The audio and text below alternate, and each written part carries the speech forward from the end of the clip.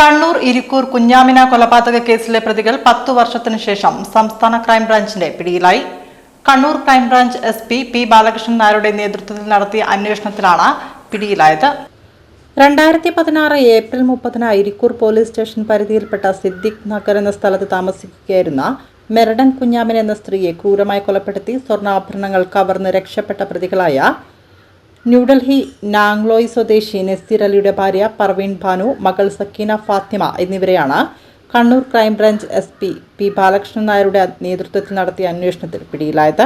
നേരത്തെ ഇവർ സൗമ്യ, രംഗാവാല, ഫരീദ, സുധ, സമീറ തുടങ്ങിയ വ്യാജ പേരുകളിലാണ് അറിയപ്പെട്ടിരുന്നത്.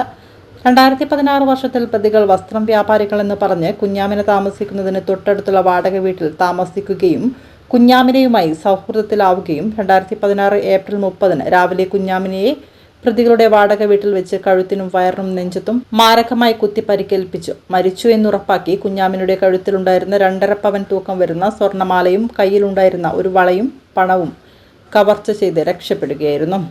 ആന്ധ്രാപ്രദേശിലെ ഓങ്കോൾ പോലീസ് സ്റ്റേഷനിൽ സമാന കുറ്റകൃത്യം ചെയ്ത പ്രതികൾ അവിടെ നിന്നും ജാമ്യത്തിലിറങ്ങി മുങ്ങി കേരളത്തിലേക്ക് കടക്കുകയായിരുന്നു.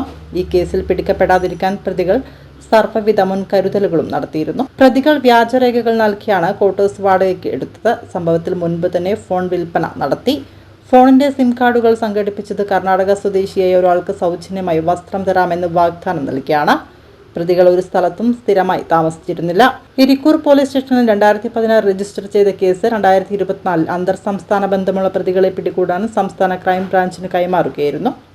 തെലുങ്കു, കന്നഡ, തമിഴ്, മലയാളം, ഗുജറാത്തി, ഹിന്ദി, ഇംഗ്ലീഷ് തുടങ്ങി 7 ഭാഷകൾ സംസാരിക്കുന്ന പ്രതികൾ കണ്ണൂരിനെ കൂടാതെ കേരളത്തിലെ കാസർഗോഡ്, വയനാട്, മലപ്പുറം, പാലക്കാട്, തിരുവനന്തപുരം എന്നീ ജില്ലകളിലും തെലുങ്കാന, ആന്ധ്രാപ്രദേശ്, കർണാടക, തമിഴ്നാട്, ഗുജറാത്ത്, മഹാരാഷ്ട്ര, രാജസ്ഥാൻ, ഉത്തർപ്രദേശ്, മധ്യപ്രദേശ്, ഡൽഹി എന്നീ സ്ഥലങ്ങളിൽ മാറി മാറി താമസിച്ചു.